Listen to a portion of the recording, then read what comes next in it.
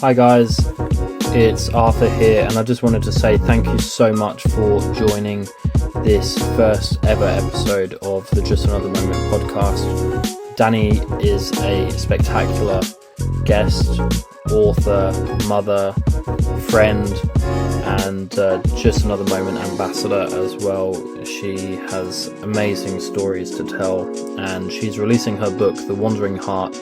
It is available now to pre-order, and it will be released very, very soon. So please do go forward and check that out. You can find her on Instagram at Misfit, MISFIT _wanders, WANDERS. On Facebook, Misfitwanders, LinkedIn, Misfit-Wanders, and on TikTok at Misfitwanders. You can go to her website as well at www.misfitwanders.com and go check out all of her stuff. She is a very inspiring woman, and such a cool podcast episode this was. So really looking forward for you to hear this one. Enjoy the episode and take care. Welcome to the Just Another Moment podcast. It is your host here, Arthur Maddox Brown, and today I have a very exciting and special guest. She took me on a wonderful adventure to Bosnia. Her name is Dani Rosenblad James, driven by a transformative journey shaped by challenges including a traumatic brain injury, evolved from unconventional adventures like hitchhiking and weed farming to embrace a passion for travel and sustainability. As the founder of Misfitwanders, Dani is a leading voice in eco-conscious travel, sharing captivating stories of nature's wonders and diverse cultures. An upcoming author, sought-after speaker, Instagram influencer, and eco-travel consultant, Dani's impact resonates across platforms, inspiring others to explore the world responsibly. Welcome, Dani. Thank you for being here. Yeah, thanks for having me, Arthur. That's good. How's your day been? It's been good. The weather is not the greatest here in Sweden, but it's good. No, that's Europe for you, huh?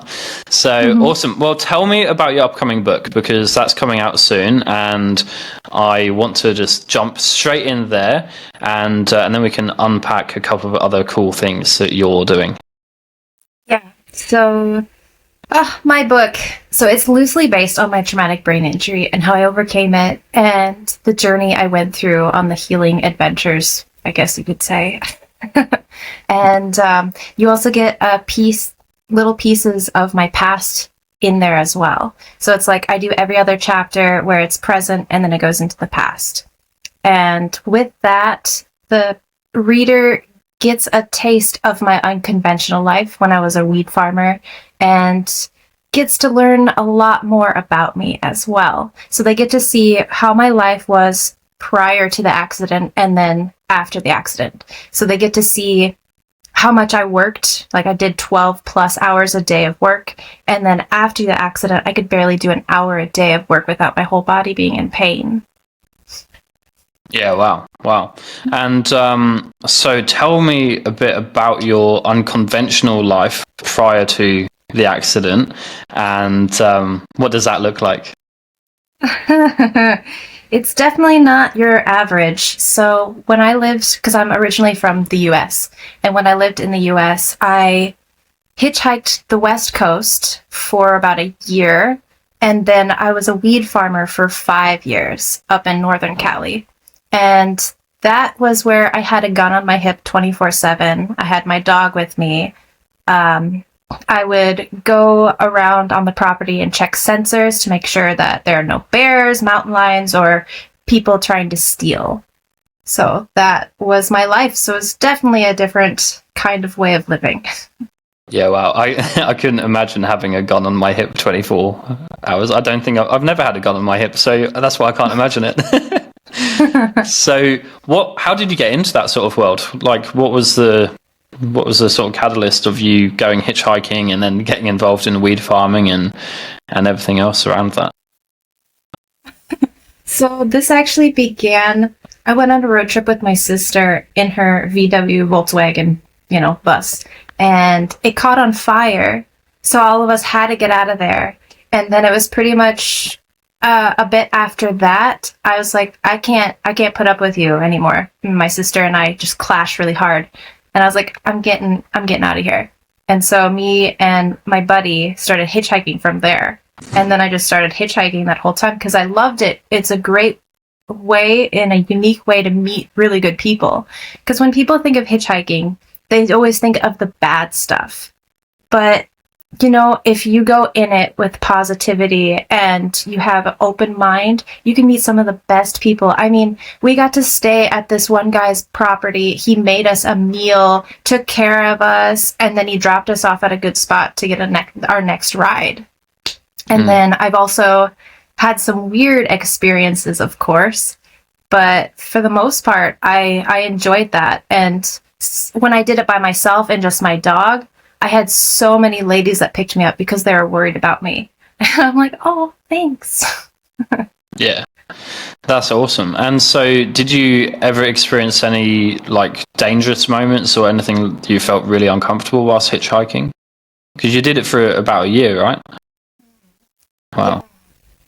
So I got picked up by these two guys in a truck. And in California, you can't sit in the truck bed, so I had to lay down, and I actually met up with this other random guy that was also going the same way, so we just ended up going together. And so I had my dog with me. So these guys that were in the pickup truck, they started slowing down, and I was like, okay, what's happening? And then they started shooting off their guns at a sign, and I'm like, okay, I don't feel so good about this anymore. And I started getting this feeling like we weren't going to be brought to where we were wanting to go. So I told the guy that I started hitchhiking with, I was like, we need to get off, like, now. And so we finally got the guys to drop us off, even though they were a bit angry about it. And then they took off. But yeah, that did not feel so good. And then there was another time that a guy that I was hitchhiking with and my dog were hiding out in the shade because it was a super hot day. And so I got this guy to pull over, and he's like, oh yeah, come in. I was like, okay, well, I got a dog and a guy with me too. And he's like, oh, I don't have any space. And then I look in the back seat, and all he had were like a couple of pillows. So I was like, no thanks. And then once I said that, he was furious. He was so upset at me. And I'm like, oh, definitely no thank you. Bye. Yeah. So what would your message be then to people who do want to hitchhike or are hitchhiking? Because there's obviously, like, when I think about hitchhiking, it's always been don't get in strangers' cars. You know, strangers are dangerous. Like, you know, stranger danger, all of that sort of stuff. And so even for me as a guy, like, I don't know how comfortable I would be with hitchhiking, and even though maybe I might need to, you know, if I want to, like, for example, go to Estonia soon, probably would walk or hitchhike. But like, what would the what would your like top tips be of like making sure you're safe and, you know, I guess assessing like the cars or the people that you're getting in with to take you to the next stop? Yeah. So you have about 10 seconds to judge that person. So like what I do is once they roll down their window and I get to see them, I make the eye contact. I take a scan of what they got inside their vehicle to see what it's about. And then you kind of use all of your senses, and you have to follow that gut feeling. Like that is what saved me, I know, loads of times. And if you don't feel like this isn't a good fit for you, even though this person's going exactly where you need to go, you can just say no thank you and just walk away. I mean, I've heard horrible stories from some of my friends that have hitchhiked, and it makes me sad to hear that, because it's like you always have to follow that gut feeling, even no matter what, actually. Yeah. And did you feel lucky that nothing like really crazy happened to you whilst hitchhiking, or do you put that more down to like that gut feeling that you're talking about? Yeah, I definitely say it's the gut feeling, my intuition. So it's like I followed that, and I wouldn't say it's luck, because I was following my own compass, and it was telling me if this was good or if that was bad. And I also kept an open mind and didn't close off people that maybe I would think were bad or good, because you can't always know. It's like, it's a feeling you can get with certain people, and that's what is really good to follow. Yeah, awesome. Okay, and so what, the whole time you were hitchhiking, obviously you're on the road and you're moving from place to place. So were you staying with like the strangers that would pick you up, or did you have accommodation? What did that look like for you? So sometimes I got to stay with the people that picked me up. Other times I ended up sleeping in a park or under a bridge or at the train, near the train tracks or something. So it really depended on the situation and where we were at. Yeah, okay. And did you have, so like those nights that you were sleeping under a bridge or on the train tracks and so on, is that like places that you'd put yourself purposely to make sure that you were like protected from the elements, or like safer? Is it like something like that, like maybe not staying in a city or something like that, but, you know, moving, like, you know, is that like a safety conscious decision there? Yeah, it probably was why I did that. And I think it was also closer to good spots to get a ride in the future, like when the light comes, when the sun rises. And then I think it also was because I was pretty broke. So it was like I couldn't afford to stay at a hotel or something like that.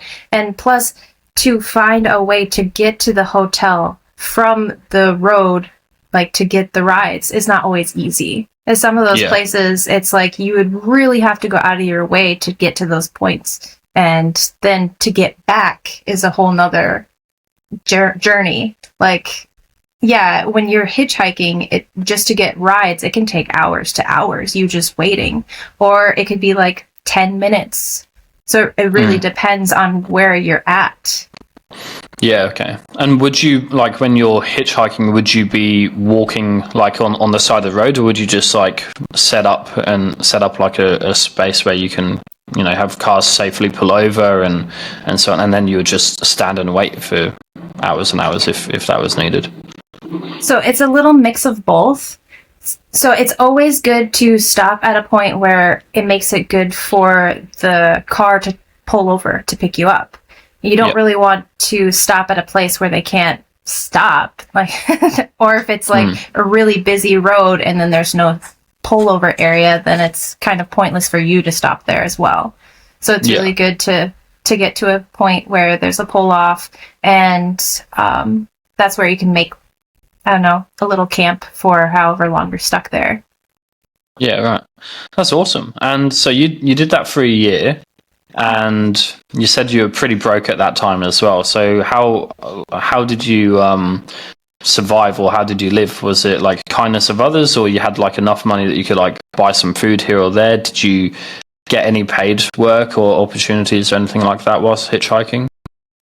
Yeah, that's a really good question. So I had a little bit of money, enough for food and things.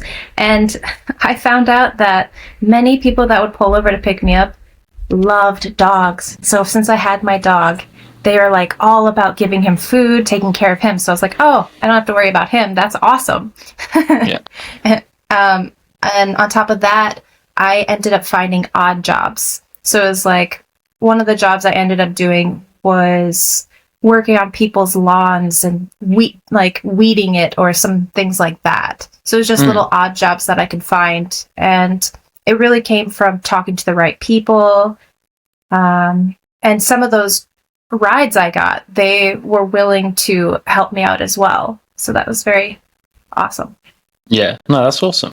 And so you said that it sort of started when you fell out with your sister and you just were like, okay, I'm off on my own. So you didn't have a plan to hitchhike. And then you obviously hitchhiked for a year after that as well. So did you have a sense of where you were going, or you just on an adventure? What was the sort of mindset when you were like, okay, I'll just start hitchhiking? What was the, I guess, the plan that you had with that? And then did it change along the way? I guess I would have to say it's go with the flow. So yeah. I was hitchhiking with my guy friend, and then we had my dog with us. And he had some friends up in Oregon, So we actually stayed there, I think, for like a month at their place, and all of them were pretty much hitchhikers, some punks, all kinds of different kinds of people there. And that was really exciting and eye-opening to a whole nother life that I didn't really know so much about. And then the other times, I had some friends up in Northern Cali and found out that they were doing some weed farming stuff. So that's how I ended up starting on the journey of becoming a weed farmer, is because I knew these guys were doing it. And then I got my hands into it and I was like, I really like this. This is so eye-opening and peaceful. It, like, working with those plants, it's definitely a tranquil thing you can do. Yeah, that's cool. And then, so I guess that's a good transition into the weed farming. So how long were you doing that for? I think you said 5 years. Mm-hmm. Yeah. Yep, I did it for 5 years, and at first I was just a trimmer, and I realized, I have ADHD. I can't focus on one bud, like, or I overly focus on it, where I'm like, it has to be perfect, and then it's like 30 minutes have passed or something, and it's like I still have this one tiny one, and it's like within an hour you're supposed to do a pound. So I was like, ooh, I'm a little behind. Yeah. So that did not work for me so well. And then the owners of that property gave me some other jobs to do. And then so I started doing more of the hard work, and that I really enjoyed.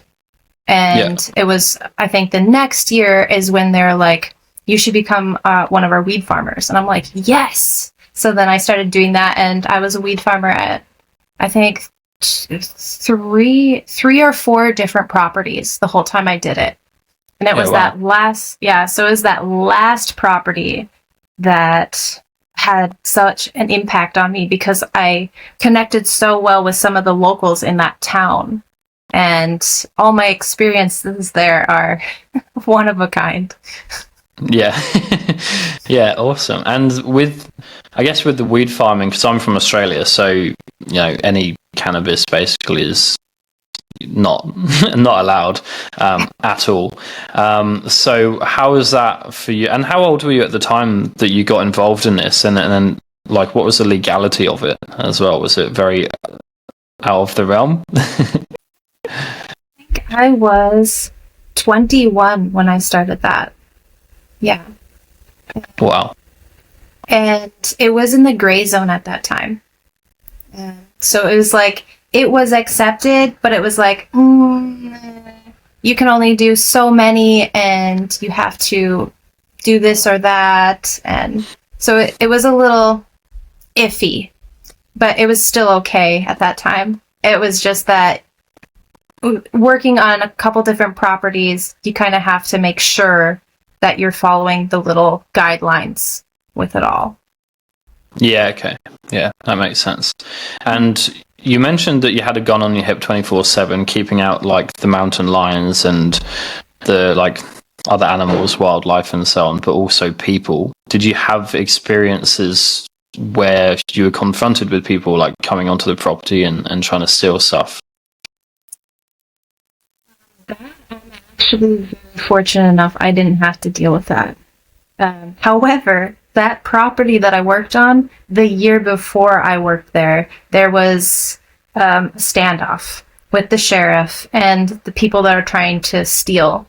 And so the guns were out and everything. And those people had full body armor on, and they had a huge van with them. Like, they were ready to take everything. It's just that at that time, the owner had put in one of those fireproof gates, so they couldn't get through it. Because the year before that, they had come to the same property, and they had a flame torch, so they took down the gate. And they had that flame torch that year. They put it up to one of the trimmers' faces and threatened to burn her. And then they got everything they wanted. So I guess they thought the next year that they would be able to do the same thing. Well, that fireproof gate was put in place, and they couldn't get through. And so the sheriff was called, and then the whole throwdown went down. And what ended up happening, they left, And I guess the guy that was supposed to be reporting the property to them properly hadn't. So he ended up getting shot in the gut and he died. So that's just how that went. That's how that went. Okay. Wow. And so you found that you knew about this and you still went to that property to work. And well, actually, I learned about this as I was working on the property. And I was like, oh, okay, well, I'm here. I guess he'll be fine. yeah. And was that the last property you worked at, or did you move on to another one after? Because you said there was 3 or 4. Yeah, that was the last property. I think I worked there for a couple years, and I really enjoyed working there. It was just the whole reason that I left the last time was because the property was robbed when we were away. Because the whole season, the weed season, ends before winter time. And so winter time you can do whatever you want. And that's usually when I would go travel in the States. And then when we came back this time, everything was gutted. Even my truck, because I had left my truck there. And my truck was missing its tires. It was missing parts of the engine. It was missing some of the windows. Like, it looked horrible. And then I looked at the door of the cabin and it was definitely broken in. We go in there, we see where some of the paintings were, and they were just shredded. Like, they were looking on the back side to see if there's anything there. We had a container that was broken into, and they took, like, old trimmings from the plants and stuff. And, yeah, I was really sad because I had left some of my stuff there. And then I had left the guns there, too, because the owner of the property didn't tell me what to do with them. So, like, oh, it'll be fine there. And he's like, yeah, sure. So it's like, oh. And then after that, I was like, I don't want to do this anymore. And this was also as I was healing from my traumatic brain injury, too. So it was like, on top of that, I did a year working on the weed farm as I was healing from my traumatic brain injury as well. And that it was good that I did it because I think I really needed to be surrounded by the plants and to be within nature. However, it's a lot of work. And since I told before, I only could do an hour of work a day. And this work is like 12 hours plus a day is usually what you should do. Yeah. Yeah, wow. So you sort of got like in a way, like you had your injury and then you used the plants to heal, but there was also like that turning point as well where it was like too much for you and then you moved on. So we can go back a little bit and have a look at how you got this injury and what was your experience with that, because it's a traumatic brain injury, isn't it? So I got the traumatic brain injury from a 7-car pileup, and this was in Wyoming. So I'm originally from South Dakota, and I was driving actually to get back to California to start working on the farm. And the visibility in Wyoming was less than a mile. The road was covered in black ice, so that means there's no way to stop. And all I remember is going, oh, damn. And then lights went out. I don't remember really what happened. I went on autopilot.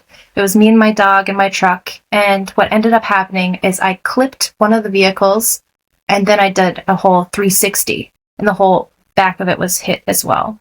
And in that whole time, my truck had turned into a convertible. So the whole top was ripped off like a sardine can. And that ended up leaving a huge gash in my head.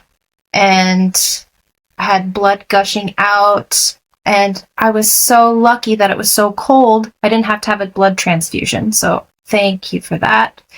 The sheriff that had found me, he ended up having to call a helicopter to come pick me up. And they took me to Salt Lake City, Utah, to ICU there. And I was in ICU for 10 days. They intubated me. They induced me in a coma. And finally I came to, I think, 3 days or so later. And yeah, that definitely was super foggy. I felt like I was missing a piece of myself. My family had come like a day after the accident, and luckily they were able to pick up my dog and he was safe. So I'm so thankful for that. And he got to stay by my side for a bit until he became too protective. So the nurses had to ask for him to be in my parents' truck while I was healing. Yeah.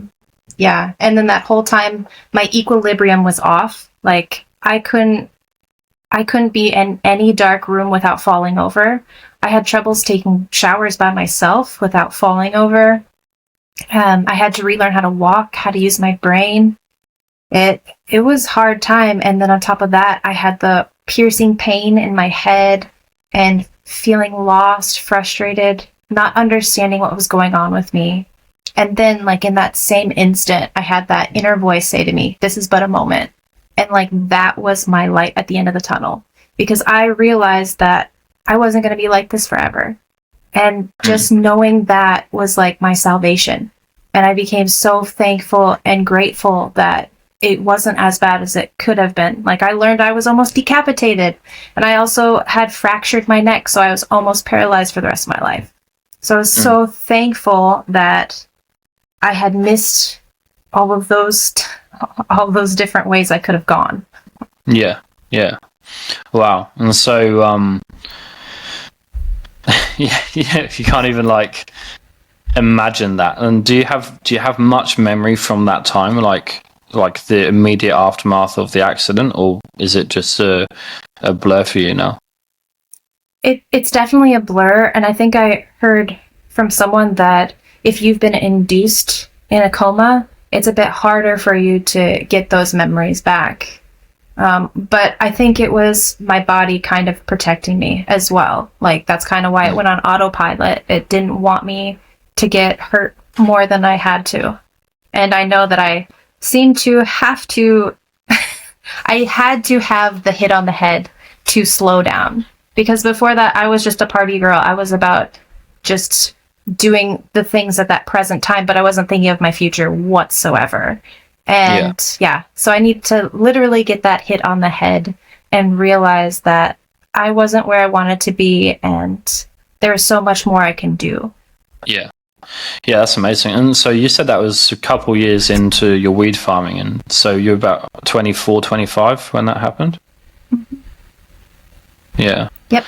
So it's a good it's a good age to have that like moment of not have an accident like that, but almost like that reset or that restructure for you, so you can like move on a path. What do you feel like your life would have been like if you didn't have that accident? Would you have continued in that space, do you think? Or 100%. I was looking at properties with a friend of mine, and we were thinking about buying a property in the area and everything, and we were doing all the research and all this stuff and working on getting investments. And then it was, I think, the next year that they ended up having the huge drought in California. And then it was a couple years after they were having a lot of issues. So that also meant there are a lot of people stealing and siphoning water from other people's wells, from like the nature reserves. And then they were also stealing more plants and everything because not everyone could make it happen for those years. So it definitely became a lot more on the violent side. Yeah, right. So it's sort of like a very good timing sort of thing in the worst possible way, but almost in another good way, in the sense that it realigns you. And so after the accident, what was your, you went through recovery, and then you spent another year on the weed farm, and then you lost everything when they broke in. What was then the plan after that, when you sort of left that world behind?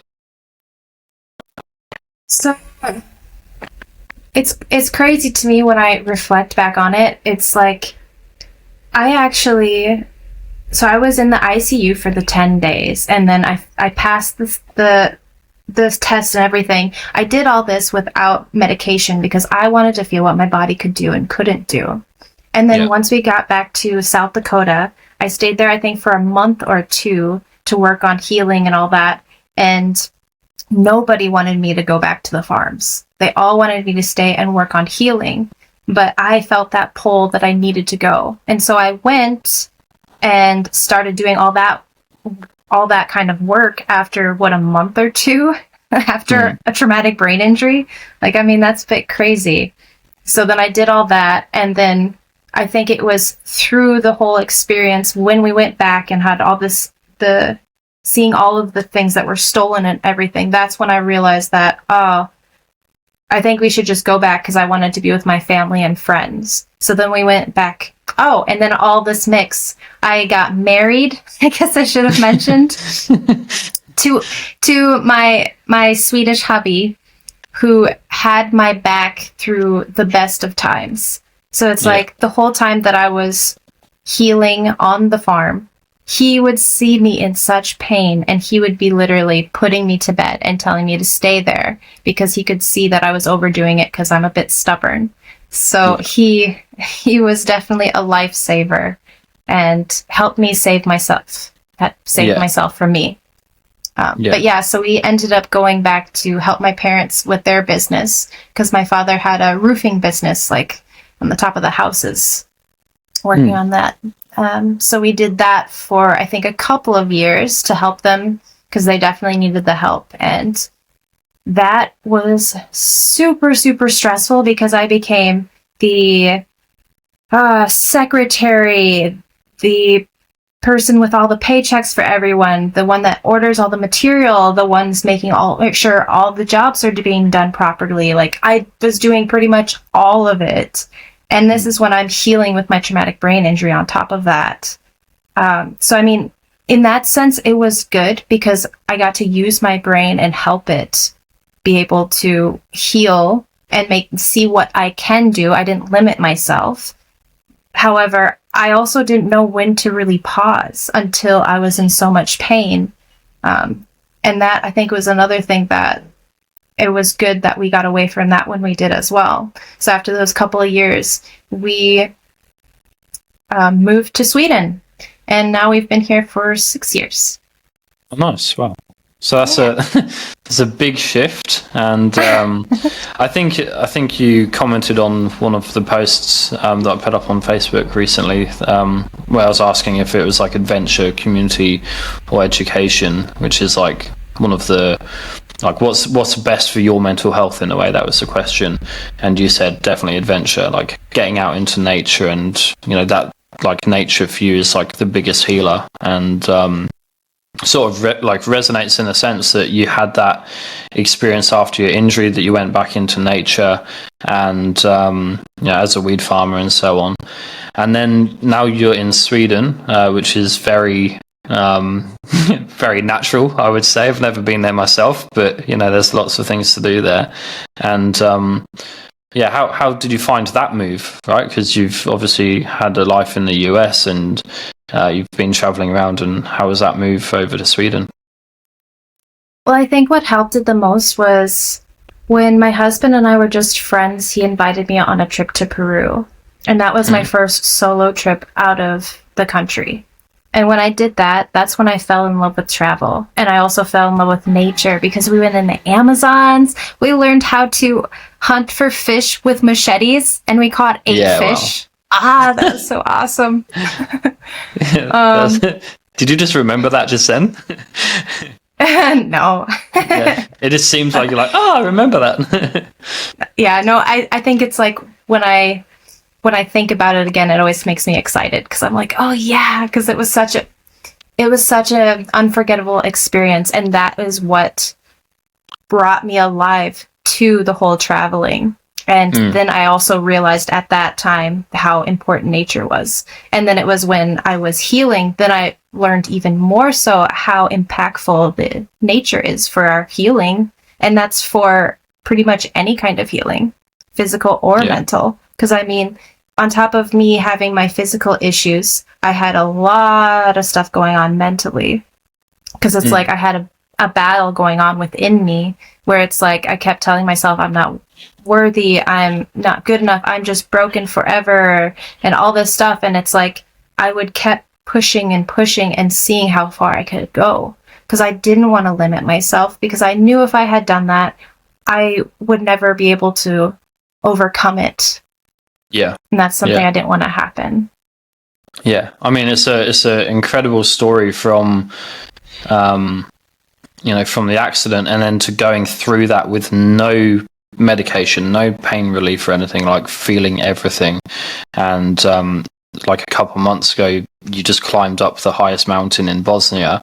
And I was lucky enough to go with you and experience that. And yeah, like when I was with you in that space, I didn't even like register that there were any limitations to you, because you were just going at it, and it was like, and then you told me, we had like a little annoyed moment, I guess, at me, because I'm annoying like that. But I was like, afterwards, I was reflecting, I felt bad and stuff, but then I realized it wasn't because it was actually because there was it wasn't front of mind that there was any limitations for you, and there was like any like challenges or struggles. Like I just saw you as you, and very capable, like you were scaling the rock face before I was, and I was terrified, and I was like, oh wow, like look how cool she is, like, she can do that, I can do that too. I didn't even think about like the past, and I think that was like super inspirational. But like the fact that you've gone on that journey and you're breaking down those sort of barriers where something bad might happen to you, but you're not going to let that take over, and you're not going to use that sort of like victim mentality to say this happened to me and this is why I can't do things. It's really good, and it's like you're sending such a really good, strong, positive message out there, which is crazy. I was just like going back to that, like getting to the top. I was exhausted, and then we had like another 4 hours hiking down, and the down bit wasn't so fun, but yeah, it was just like such a crazy experience. And then when you said that about the injury that you had, and like you still it impacts you, I didn't even realize, so I guess like today, what would you don't want to let anything limit you, and you don't want to let anything like stop you from achieving what you want to achieve and do what you want to do. How do you keep that frame of mind? How do you keep that like positive mindset when you still have these things that like pop up and can, like it's still physical for you, right? So how do you keep moving forward in that space? Well, I think it comes down to having some kind of daily routine to help with that. So it's like every day I say affirmations and I do visualizations. I go on a walk, I do yoga, I eat healthy, and I'm drinking a gallon of water a day. And this I know is very helpful for me, because us as humans, we like to be in some kind of routine. And once we develop a routine and we stay with it, it's going to make such a huge difference. And then on top of that, when things are not going your way, I work on always remembering that there is always good in every situation. So no matter how bad it is, you have to remember that there's another side to it. And it might not be able to be seen at that moment or anytime soon, but you have to believe in that, and then eventually you will see it. Because it's like, if you really let a bad situation eat you up inside, what are you getting from that? All you're getting is you're hurting yourself. If you think in a different perspective and look at it at another view, that can help you realize that it's not as bad as it seems, or that you shouldn't let it affect you as bad, because then it's giving this other person the power over you and they don't even give a crap. So it's like, I mean, I've had some really bad issues that have happened with me with other people. And once I finally forgave them, then I realized that I felt lighter after I did that. And I realized that I was letting them hold me back when they probably had no idea that they had done it. And it's like, what's the whole point of doing that when all I'm doing is I'm hurting myself when I do that? And life should be more about being there for yourself. That's why there's self-love, self-care is so important. And compassion for others. It's really good to have compassion for others, even those people that you aren't clicking well with, or those people that seem like they're just full of hate, you have to just give them compassion, and you have no idea what their story is. You have no idea why they're acting that way. So you just have to kind of let it brush off and then just go your way. Yeah, no, absolutely. I think like the having a routine is like fundamental, isn't it? Just for that peace. And I struggle, and I struggle with like establishing a routine. And sometimes I'm like really good with it, and other times I'm not. And yeah, now with the routines for you, was it something that you had those routines years ago, or was it like prior to the injury, or was it something that you developed after the injury and that helped you sort of like move through that sort of experience? So, recovering from my traumatic brain injury has been a roller coaster ride. It's definitely has not been a straight path, and I've definitely had my ups and downs. And through that whole time, I think it has been maybe more these past years where I truly realized more about self-love and self-care. And then I read The Atomic Habits, and that is what helped fuel me to start creating my own routine. And then I also found 75 Hard, and then I was like, oh my gosh, this is going to be helping me so much. And so it's just recently after our trip that I started doing 75 Hard again, because I was like, I need to get back in my routine. And after I do the 75 Hard, I will keep it going, but I might not be as intense with myself. Like I'll give myself days, like a day or so, to like not have it completely everything all at once. Yeah.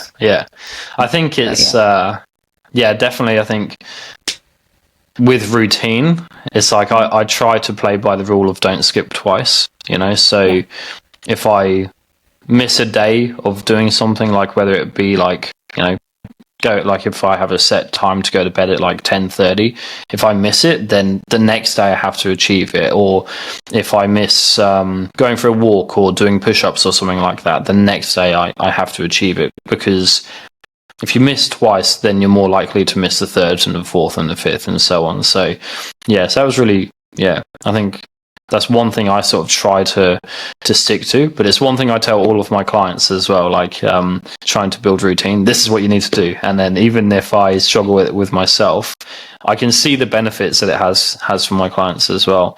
And so routine is like really, really important. And I liked what you said as well around, like your journey has been very up and down. Like it's sometimes been like, oh, it's like just bad day. But then that there's like a good day coming.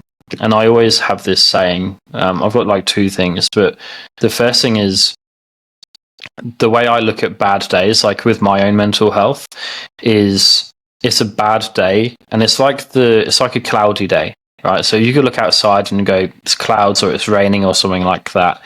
And I changed my attitude to being like, instead of going, oh, it's a rainy day, it's always like this, I just say it's a rainy day, and that means it's one day closer to a sunny day, and understanding that like life is like the weather.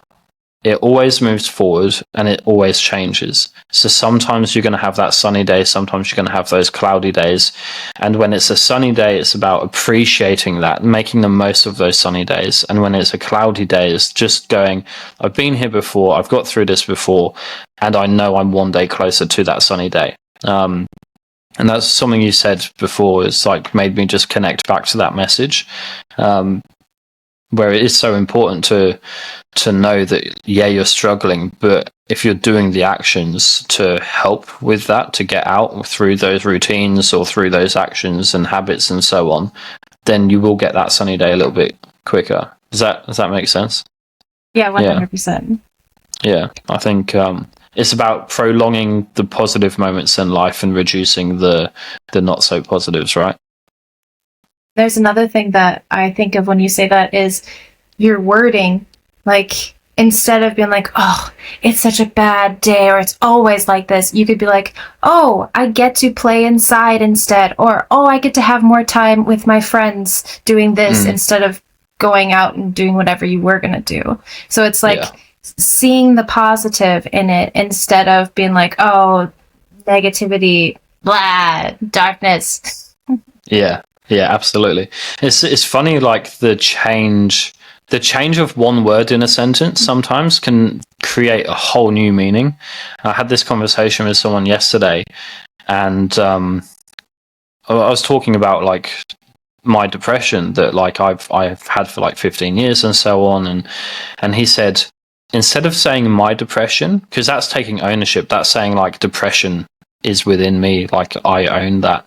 Saying the depression is something that I've had, like the depression instead of mine, and it releases that ownership of what you have had in the past, and saying, you know, it's there and the depression is coming back, but it's not mine. I don't want to own that. And so I was like really fascinated by that perspective, and then it linked back to like my perspective on life. When people ask what is the meaning of life and what is the purpose of life, and people are always trying to answer those questions, what is the purpose of life? And so I always thought about that, and I was like, well, I don't know what the purpose of life is. I don't know what the meaning of life is. It doesn't make sense to me. And then for me to find my purpose and move forward, it was about changing the two words within that sentence. So instead of what is the meaning of life, or what is the purpose of life, I would change it to what is my meaning in life, what is my purpose in life. And it takes away from what the world owes to you and what you can give back to the world. So I just find it so fascinating that, like you said, oh, it's a cloudy, rainy day outside, I can't do anything, and it's clearly not because the sun's shining on my face. But it's a cloudy, rainy day, I can't do anything, to being like, yeah, I can play inside, I can do this. Like, it's just changing the perspective and changing the attitude with that. So have you had any experiences where you've actually had to apply that for yourself, and like one standout moment where you've had to go, oh man, and then change the meaning and create a new context for that day? Yeah, 100%. So there's these words that a lot of people use pretty regularly, and it's I'm trying. And saying that means you're trying to make it happen, and it's kind of making it sound like it's never going to happen because you're saying, I'm trying to do this, I'm trying to do that. So what you should say instead is, I'm working on. So it's giving it more power, like it's happening right now because you're working on it instead of trying. And that when I've changed that, using I'm working more than I'm trying, I have noticed a lot of things have changed in my life. And it's like I've gotten more connections that I needed at the right times. I have felt better in my mind. And yeah, my headspace has been a lot clearer when I use that. Because when I'm trying, it kind of feels like it's a struggle as well.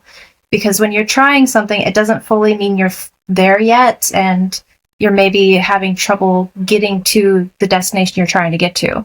But when you're working on it, it means that you're getting into it more, if that makes sense. Yeah, absolutely. Yeah, it's sort of like in the business context, it's like I'm working in or I'm working on. You know, like, you know, you might be trying to achieve something or trying to do something, but if you're actually working on it, like you're actually doing. Like, trying doesn't imply that you're taking action. Like, it sort of says, oh, I'm trying to do it. And also, it sort of sounds, when you say it out loud, it sounds like, yeah, you're trying to do this, but it's not, like, but you're not succeeding yet. Like, that's how it sounds. Whereas if you say, I'm doing this, I'm working on this, it just goes, oh, okay, like, I am doing it. It's working for me, you know. So I think it's really interesting when you apply that, and I think it's like a really, really cool sort of lesson, I suppose, for people, if anyone's listening. So I guess in terms of like the mental health side for you, you said, you know, nature for you was like really healing, routines are really important. What have been like some of your own personal challenges? You know, you've had a giant physical challenge and whatnot, but what's like been the personal challenges, like personal demons that might have popped up or anything like that along the way through the healing journey, but just through life in general? to say a bit of depression, because I mean, having your whole life turned upside down, that is really hard, and how you would always compare yourself to how you used to be, and then to see where you're at that moment, it's really tough to accept it. And I know there were times definitely that I was so depressed, because it's like I literally couldn't do anything because I was in so much pain. So I'm just stuck in pity in the bed for days because I can't do anything. And like when I visited my family in Florida, because every winter they used to go there, and the humidity would get to my head so bad that I ended up having to stay in their RV for like months while we were visiting there. And I felt so upset, frustrated, and depressed almost the whole time we were there, because they would get to go out and play in the ocean and do all this fun stuff. And it's like, I would go out sometimes and then I would get that horrible pounding pain in my head where I couldn't withstand being outside any longer. And then I would end up having to go inside and lay down. And so like having my freedom taken away like that, it was really difficult to deal with. And that was something that I kept pushing and pushing against. Something I've learned, that humans, we are supposed to be in full surrender in certain like situations, probably like that. And I definitely did not do that the whole time I was healing. I was fighting and kicking and screaming the whole time. But it probably would have been better if I would have just surrendered and accepted it. Then I think I maybe would have healed faster and been able to do the things that I wanted to. But, you know, I didn't know anything about this kind of mindset at that time. And I was going to go out kicking and screaming and seeing what I used to have and what I didn't have. And that's also another thing, is when we hold our minds to all of the negative, that's what we're bringing back. It's like, if we can stay in a positive mindset where we are seeing like, oh, I'm going to be like this in the future. I'm going to be able to walk. I'm going to be able to hike. I'm going to be able to have fun outside and all this stuff, instead of seeing like, oh, I can't do anything. I'm miserable. There's nothing I can do. My life is horrible. La, la, la. Like, that's what we're bringing back. And that's the same with positive and negative. So I've learned over the whole healing process and all of it that you definitely need to stay positive no matter what's going on in your life. And that is super hard, I know. But it pays off when you do that. And besides having the whole depression at times, because I mean, most of the time I was pretty good at staying positive while I was healing. But of course, you can't stay in that mindset forever, especially when you have all those pains. And it's so hard not to compare yourself to the past you or to other people or all this stuff. So it's a difficult journey. And while I dealt with all that, I had issues with my memory. I found out I had ADHD. I guess I've always had it, but it was heightened after my accident. Yeah. And so that was quite interesting. I had to relearn how to deal with it, and how to be able to focus long enough to be able to have conversations and things like that. But yeah. Yeah, that's a lot. Hey, I think like one thing I learned very early is like comparison is the thief of joy. I love that saying, because when you compare yourself to other people, or you compare yourself to your past self, it just puts you down.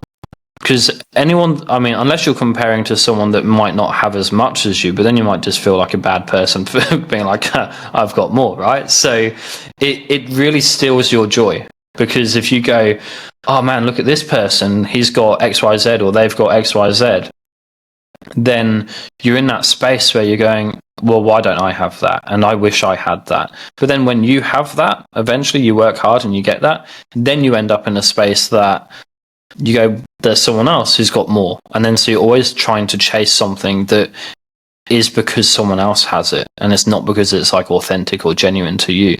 And so I find that like that, you know, comparison is the thief of joy. It's just such a simple thing, but it hits home so hard. And yeah, I really liked what you said around that comparison, and you stopped comparing yourself to, you know, when you found times you were like, that's when you got down. But when you stop comparing yourself to like the past self, you're able to go, you know what, this is me now, and moving forward. And I think also you said something about like staying positive as well, and I find staying positive is such an important thing in life, because it just sets the tone for everything. But there's a difference between like being positive and then having like that toxic positivity as well, right? They say you can have affirmations that you say, you know, but affirmations are good, but it depends if it's genuine or not, right? So if you say I'm a millionaire, I'm a millionaire, I'm a millionaire, when you're not, that's like the sort of toxic positivity, which might not be as good as saying I will become a millionaire, I'm doing what it takes to become a millionaire. So it's actually like framing it in the sense that you're making it possible, but because you're saying that you're taking action towards those steps, rather than just saying positive things that don't actually benefit you. Does that make sense to you? Yeah, that makes sense. However, I think I might have to disagree a little bit. Okay. And that's because when we say affirmations, we're supposed to have the heart behind it. So if you are saying, I am going to be a millionaire, you truly have to believe it. And the reason that it would be toxic would be because if you're just expecting this, but you don't have your heart or your actual belief behind it, it's never going to happen. And it's like something I've learned while I've been studying about the mindset, is it's really good to be like saying, I am so happy and grateful for whatever it is, or I am so happy and grateful now that I blah, blah, blah, blah. Yeah. And the reason you do that is because gratitude is so important and it's so effective, especially when it's true and it comes from the heart. So it's like, there are people out there that are maybe doing affirmations all the time. They're like, oh, this doesn't work. Well, do you believe what you're saying? And do you have your heart behind it? Because that is the important part of affirmations, is you have to truly believe it and you have to feel it within. And I know when I first started doing affirmations, I didn't believe them. I was like, pfft, and doing it in the mirror while I was talking to myself, saying, oh, you're so beautiful, your business is amazing, blah, blah, blah, blah. And it was like, it was hard for me to believe it, but I kept doing it. And the more I did it, the more I started believing in it. And the more I started having my heart involved in it, everything. And it's not something that you can do overnight. This is a true practice. You have to keep doing it. Like, to be a better version of ourselves, it's not like a one-night thing. It's like an ongoing process. And you have to keep pushing yourself to get there. Yeah, no, I definitely agree with you on that. It's it has to have heart and meaning behind it when you're saying it, because you could say anything. You know how they have like the app, like the I Am app, you know, and that's good because it helps you trigger the thoughts of like I am blessed or I am grateful or I'm happy and so on. But everything has to come from the heart, and you have to have that self-belief behind it to know that it's true and authentic to you. So, yeah, I think you're spot on with that. I want to go back as well. You said that when you were dealing with the challenges of like your mental health and so on, you said that you had to surrender. You know, like you were fighting so hard and fighting so much. And I just wanted to clarify, because from what I can see is you fought so hard and you fought so much and you pushed the boundaries on your own limitations when you were fighting. And this, if I put it in my frame of mind that I'll surrender, like what I did when I had my injury, I just surrendered and I just gave up, right? And I just didn't do anything.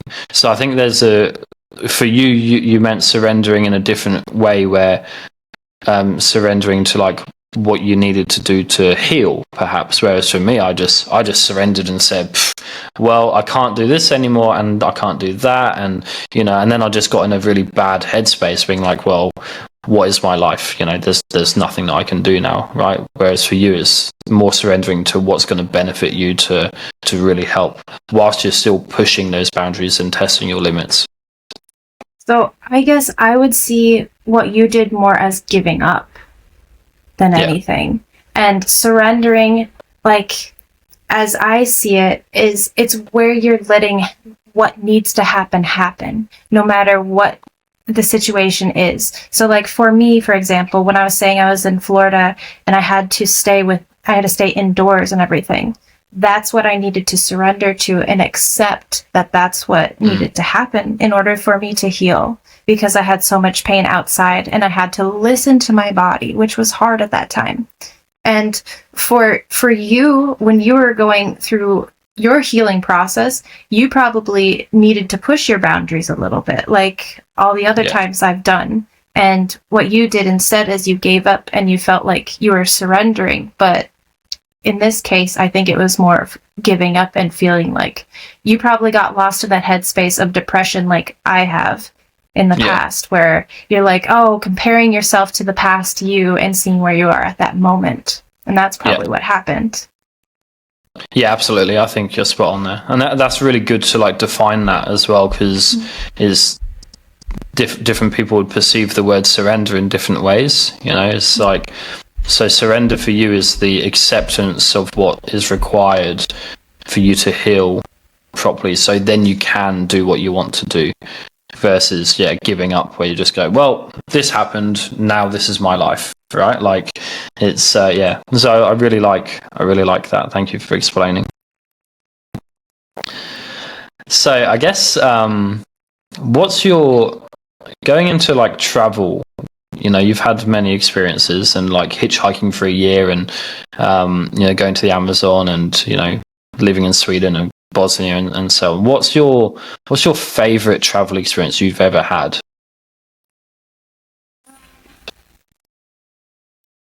I think I have like kind of three. Okay, go all of them. So I have Peru and Bolivia because that was the same trip. Yeah. So Peru, because I had the Amazon experience and I did ayahuasca.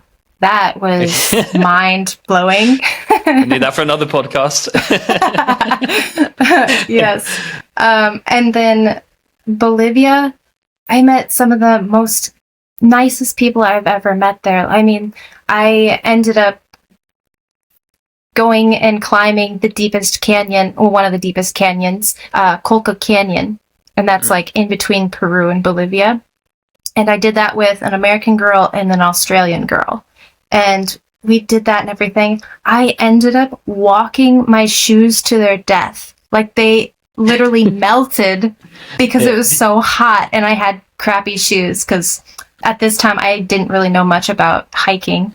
Well, I mean, I did, but I was like, I don't need fancy shoes. And I was like, so going back up, ooh, that was tough because it's so uneven. And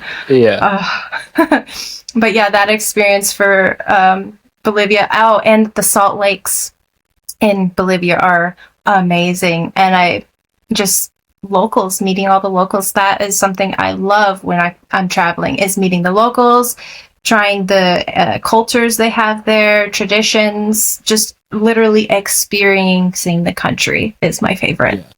Yeah, no, that's awesome. That's really cool. And what's your opinions on solo travel versus, traveling in a group or with other people? So I think it's been changing recently. I'm used to doing a lot of solo travel, and now I've been traveling a lot more with the family. Yeah. However, I think it was maybe 4 or so years ago, and that was actually the third place that I really loved, and that was when I went to Croatia, and I did that as a group trip, and that was the first time that I had ever done a group trip, and those women were they're the best women for that time, because that's when I got the horrible news about my father passing when I was on that trip. And Yeah. all of them were so helpful with me to deal with that and cope with it. And it was actually Alex from Croatia that gave me a candle when we were at a viewpoint with a cross and everything. And she's like, here you go. This is for you. And I was just so thankful that all of them were there and all of them were trying to be supportive in some way and everything. And that's exactly what I needed at that time. And I think that's probably what helped me be more open to group travel. Because before I was kind of like, I like being on my own schedule. I like being able to do what I want to do when I want to do it. And then when it's a group, you don't really have so much say because there's more people involved. And it's not always known if you're going to get along with everyone or not, too. Yeah, of course. So they were like, you knew all of them before you went on that trip? No. Or you met? So you were solo travel, but then you met them on the group, and yeah. Well, so what happened was I actually signed up to do the group trip. Yeah. Okay. And so then we all met up there, and then so many of us just clicked, and then we kind of went in our separate groups of girls and hung out. But it's like when I got this news, they all came to me and they all were supportive and tried to tell me a story that they've gone through or seen how they could help me in some way. And just having all that love and compassion right when I needed it was what I needed. And I was so thankful for it. Yeah, that makes sense. I think sometimes it's pros and cons to your solo and group trips, right? Like you said, in solo travel, you're on your own schedule. If you don't want to wake up, you can lie in, then you can go explore. You're not tied to anyone else's expectations or needs or wants. But then in the group trip, you have that social connection and you can do things, but there's that risk of maybe not getting along with a couple of people as well. One thing I find about solo travel is it can actually be more social sometimes than if you were just traveling with one of your friends, because if you travel with a mate, then you're just sort of with them and you're still tied to the schedule that they want, and you sort of have to have that fine balance. But then because you got your mate with you, you're not necessarily open as much to meeting other people. Whereas when you're solo travel, you have that opportunity. You could go somewhere, dinner on your own, or go to a bar on your own, and then you might just meet someone and have a conversation, and you actually expose yourself more to the potential or opportunity of meeting more people, which is really, really cool. So yeah, I love that. And for I guess for a community basis and so on, how you mentioned on that group trip, it was a community came together for you and really rallied behind you and supported you. Do you feel in life that community is important? Because you've done a lot of things on your own and you've traveled on your own. Where do you sit with that side of things, I suppose? I think I've realized more and more how important a community is. And it was when we went on our Bosnia trip, that's when I think I realized even more so how important a community is. At least having a few people together where you can help each other and be able to do any kind of bonding or whatever. I think that is really important. And with a community, that is something that, you can have, definitely. Yeah. Hang on. Yeah. And then I think also, because I have a couple mentors right now, and that was something they pointed out to me is I need to find a community. I need to find my community. And when you have a community, you have people that you can connect with that are like-minded, that are probably in kind of the same headspace as you. They can be supportive, and it makes you feel like you're not alone. And I mean, I'm an entrepreneur, so being an entrepreneur, you have a lot of time where you might feel solo and alone because you're doing your business by yourself if you're a solo entrepreneur. And not everyone really understands what's going on with that or can connect with you, especially if they aren't doing it themselves. So it can be a solo and lonely time. Yeah, absolutely. And leading on to that, because you are, self-employed and you've got a lot of different buckets and a lot of different hats. What's your next steps, right? So you got your book coming out soon, but you're in-demand speaker. You've like a travel blogger, influencer. Like you've got a lot going on. So what's your next steps, right? So you got your book coming out. So tell us a little bit more about that. I mean, I know we introduced and started on that topic, but yeah, moving forward, like what's the next sort of like 6-12 months look like for you? I think I'm going to be doing probably a lot more traveling, and that will be more focused on my book and speaking engagements. Mm-hmm. So I've reached out to a couple of businesses about speaking, and I'm going to be doing some speaking events for Thrive magazine. And then I think I'm probably going to be doing some for She Rises Studios. I'm going to be in a docu-series for She Rises Studios, because that's a publishing company that my book is going through. Amazing. And on top of that, I'm going to be doing a podcast with them. I'm always doing podcasts, so I have a few more coming up. Yeah. Let's see, in up to 12 months. Yeah, I think my book is going to become more well-known, and I'm going to be more well-known. I'll be doing a lot more speaking. Yeah, I think that's where I'm going to be. Yeah, amazing. So lots of things going on. So your book comes out, is it next month? Yes, at the end of next month. So end of August. Yep, and that's going to be the ebook version. So the physical copy is going to be coming out in the middle of September. Okay, amazing. Cool. Mm-hmm. And have you got a physical copy yourself yet? Like, have you held it? Not yet? I found out, they were telling me that the author usually gets the books later than the first people that buy the book. And I'm like, what? Aww. So I'm not even going to be the first one holding my book.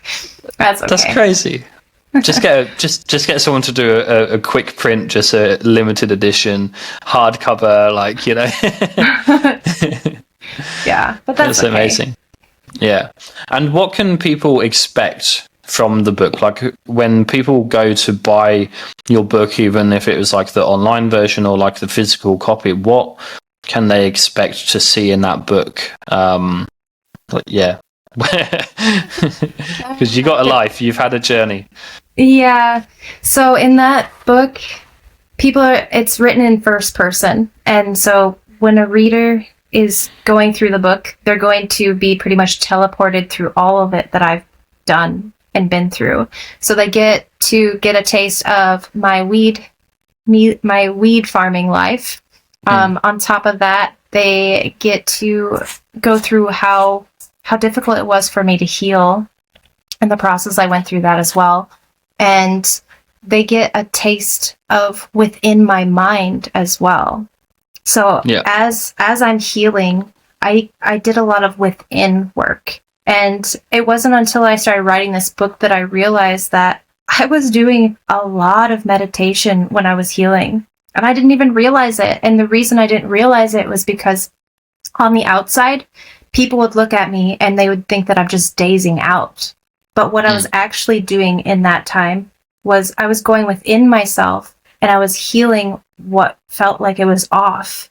And I didn't even realize this until I started writing this book, that, I was meditating and I was doing it whenever, wherever, because I didn't have any social norm within my head at that time. Like, is this weird to do in front of people? Like, just stare off into space while they're talking or trying to have a conversation with me or whatever. Like, it didn't faze me at that time because it didn't click. Like, I was still healing and I didn't see anything wrong with it because it felt right in my body and it felt right in my mind. Yeah, that's awesome. So I'm super excited to read. I've read the first 4 pages. So I actually, and you know me, I'm not a big reader. I struggle with concentration, and I think my mum's an English teacher, and she says, like, it's because you're a slow reader that you read so slow that your mind just wanders off and thinks about other things. Like, there might be like a word in the book which would trigger me to then think about, oh, I forgot about this, and then I come back to it of like, yeah, yeah, but I've like read I've read like the entire like page, and then I go, I don't know what just happened. So you have to go back to the top and read again. But with those first 4 pages that I read, and it was very late as well when I read it, but it was so captivating, and it was like I was drawn in that experience. And the reason why I stopped reading after after the 4th page was because I actually messaged you and I had a question, and I was like I have to ask this question straight away to like find out, like, and if I maybe just read the book more, I would have found out. But it is such a very it's a very real book where straight away you're in that scenario, and I'm really excited to like keep reading it, and yeah, get my own copy when it comes out. And if any of you want to read a book, this is going to be a really, really cool book to open up and explore the life of Dani, and yeah, learn some things about her, but maybe you would have something that you can take away for yourself as well, which is really, really cool and exciting. So yeah, is there any anything that you want to leave today, having like the listeners know about, or any takeaways you want to make sure that they've got, so they can go out and apply that for them in their life, outside of buy the book.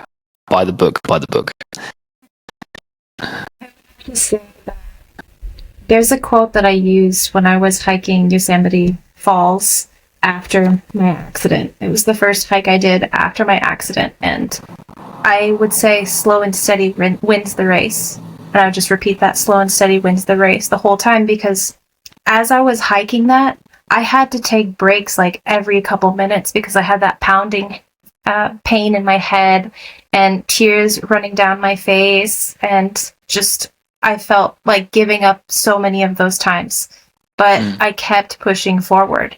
And when I kept using that more as a mantra, slow and steady wins the race, it helped me realize that I'm at a different pace than all of these other people that are doing this trail, and it's okay. It's going to take me as long as it's going to take me, but I'm still going to get there. And so when I got to the top, that was the most beautiful view I've ever seen. And it's because of what I had to endure to get there.